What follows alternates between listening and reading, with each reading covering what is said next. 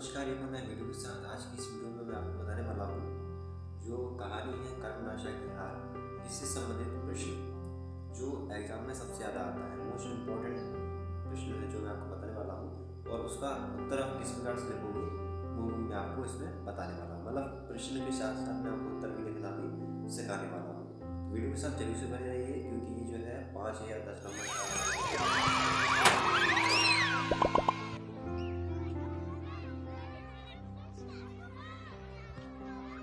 देखिए। तो एग्जाम के लिए जो प्रश्न बनता है, कर्मनाशा की हार कहानी की समीक्षा कीजिए, इस प्रकार से प्रश्न आता है।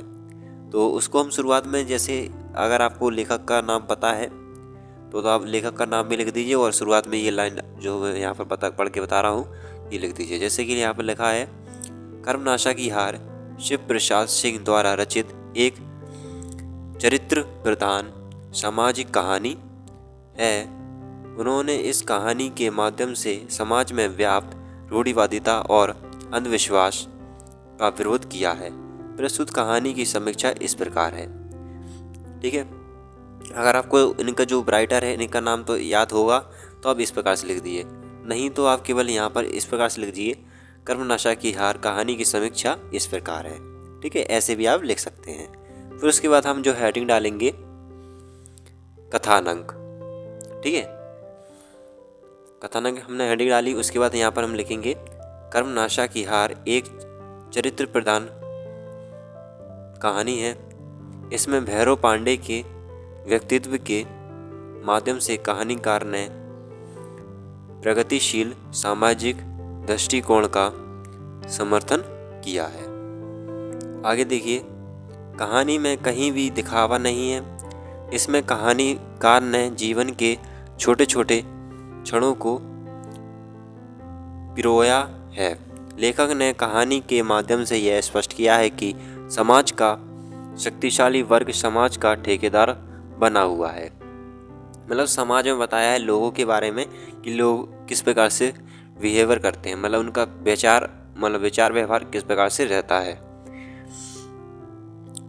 आगे देखिए, वह कुछ भी कर सकता है जबकि कमजोर वर्ग यदि उन्हीं कार्य को करता है तो उन्हें दंडित किया जाता है। इस कहानी में एक ब्राह्मण युवक कुलदीप अपने घर के समीप रहने वाली मल्लाह परिवार की विधवा फूलमत से प्रेम करने लगता है। अच्छा, तो जो कुलदीप है वो उसके सामने जो एक विधवा स्त्री उससे प्रेम करने लगता है जिसका नाम है फूलमत, और जो कुलदीप है वो भाई है इसका भैरव पांडे का। आगे देखिए, परिवार के सदस्य उसे स्वीकार नहीं करते तथा अपने बड़े भाई भैरव पांडे की डांट से घबरा कर कुलदीप घर छोड़कर भाग जाता है। देखिए वही लाइन आ गई है। फूलमत एक बच्चे को जन्म देती है, तभी कर्मनाशा नदी में बाढ़ आ जाती है जिससे लोग फूलमत के पाप का परिणाम मानकर उसे और उसके बच्चे को नदी में फेंक कर बलि देना चाहते हैं जिससे नदी में आई बाढ़ समाप्त हो। इसका विरोध करते हुए प्रगतिशील भैरव पांडे उसे अपनी कुलवधू के रूप में स्वीकार करके गांव वालों का मुंह बंद कर देते हैं। ठीक है, तो इसमें ऐसा माना जाता है कि जो फूलवत है उसका जो जन्म है, उसके जो बच्चे का जन्म हुआ उसको और उसके बच्चे को एक प्रकार से वो माना जाता है कि इसी के कारण ये जो है बाढ़ आई हमारे गांव में। ठीक है, ऐसा नहीं होता है, बल्कि ऐसा होता है कि ये प्रगति है, प्रगति कब असंतुलित हो जाए इसे कोई नहीं जानता। ठीक है, तो फिर जो उसका भाई है जिसका नाम है भैरव पांडे, फिर उसने अपनी कुलवधू यानी उससे विवाह कर लिया है। ठीक है, तो जिससे जो है सबके मुंह बंद हो चुके हैं। अब देखिए यहाँ पर लिखा है पात्र और चरित्र चित्रण। तो प्रस्तुत कहानी में मुख्य पात्र भैरव पांडे है। भैरव पांडे को ही कहानी का नायक भी कहा जाता है। इनका चरित्र चित्रण बहुत ही मनोवैज्ञानिक ढंग से हुआ है। प्रारंभ में वे लोग लाज से आतंकित हैं, लेकिन शीघ्र ही उनमें मानवतावादी दृष्टिकोण प्रस्फुटित होता है। वे कायरता छोड़कर उदारता का परिचय देते हैं और मानवता की रक्षा के लिए पूरे समाज से भिड़ जाते हैं। इसके अतिरिक्त अन्य उल्लेखनीय पात्रों में कुलदीप एवं फूलमत है। आगे देखिए, कुलदीप को किसी सीमा तक मर्यादा का बोध भी है, जिसके कारण वह चुपचाप घर छोड़कर चला जाता है, जबकि फूलमत अपने प्रेम की निशानी अपने बच्चे को जन्म देकर अपनी पवित्र भावना को दर्शाती है। मुखिया ग्रामीण समाज का प्रतिनिधि तथा अंध रूढ़ियों का समर्थक चरित्र है। वह ईर्ष्यालु एवं क्रूर है। इस प्रकार चरित्र चित्रण की दृष्टि से यह एक सफल कहानी है। ठीक है, तो इसमें यह बताया गया है जो मुख्य इसमें पात्र है। कौन पात्र था? एक कुलदीप था, वो तो घर छोड़कर चला गया था। दूसरी उसकी पत्नी जिनका नाम फूलमत है, और तीसरा उसका भाई जिसका नाम भैरव पांडे है। और फिर ग्रामीण लोग जो उनके विचार रहे हैं उसके बारे में बताया गया है। तो इसमें आपको रटना नहीं है, केवल समझना है। अगली हेडिंग है कथोपकथन या संवाद।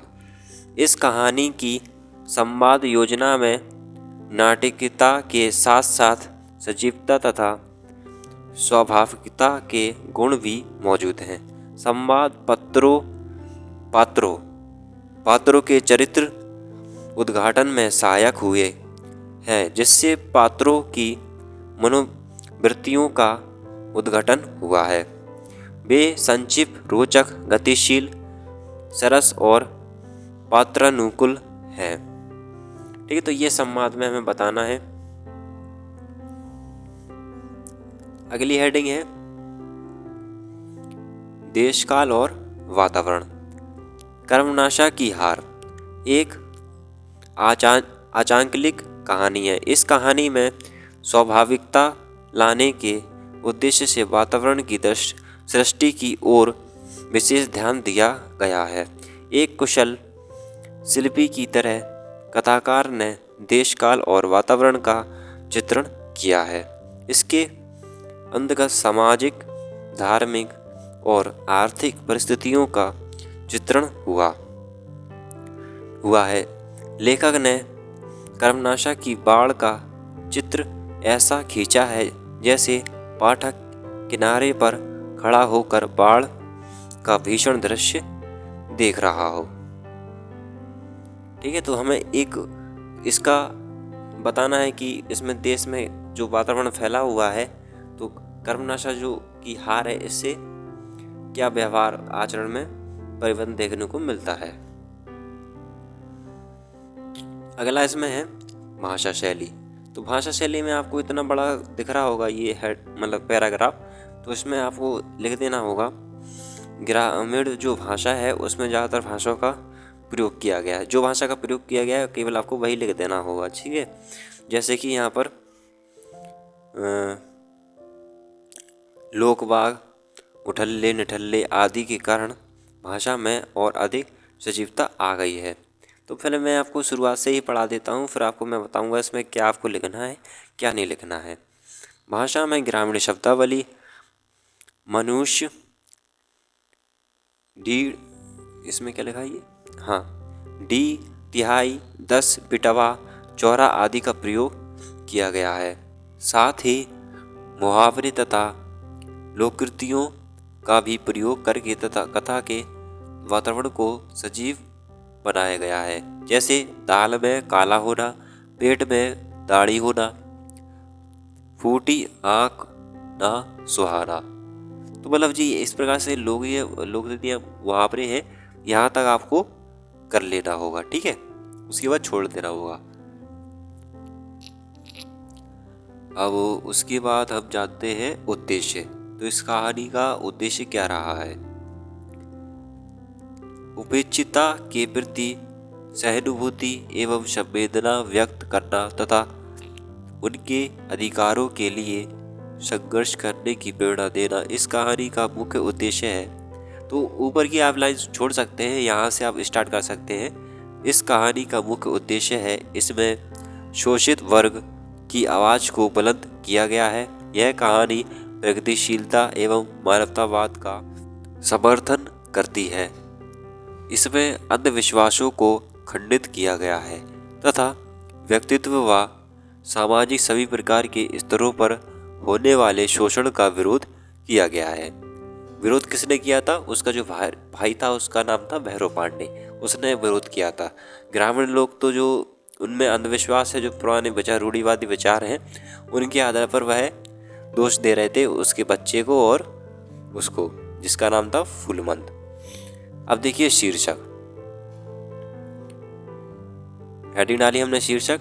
यहाँ पर लिखेंगे प्रस्तुत कहानी का शीर्षक कथा वस्तु को पूर्णतः सफल बनाने का प्रतिनिधित्व करता है, जिसमें प्रतीकात्मक भाव स्वतः ही देखने को मिलता है। कर्मनाशा नदी को इस कहानी में अंधकार, निरर्थक तथा रूढ़ी के प्रतीक के रूप में चित्रित कर कहानीकार ने अपनी लेखनी का सफल सामंजस्य किया है। अंत में कर्मनाशा नदी को नरबलि का ना मिलना, उसकी हार तथा मानवता की विजय को प्रदर्शित करता है। अतः कर्मनाशा की हार शीर्षक सरल, संक्षिप्त, नवीन व कौतूहलवर्धक है, जो कहानी की कथा वस्तु के अनुरूप सटीक व अत्यंत सार्थक बन पड़ा है। तो ये हमारा जो है कहानी कंप्लीट होती है, जिससे महत्वपूर्ण प्रश्न, मतलब जैसे प्रश्न आता है एग्ज़ाम में, उस प्रकार से मैंने आपको बताने की कोशिश की है। इसमें मैंने आपको समझाने की कोशिश की है। ज़्यादातर एक होता है ना कि रट लो, रटने में क्या होता है कि आप भूल जाओगे। अगर आप इस कहानी को समझ चुके हैं तो आप कोई भी प्रश्न आसानी से कर सकते हैं। ठीक है, तो वीडियो अच्छी लगे तो लाइक कर देना और साथ ही चैनल को सब्सक्राइब कर देना। मिलते हैं ऐसी अगली वीडियो में।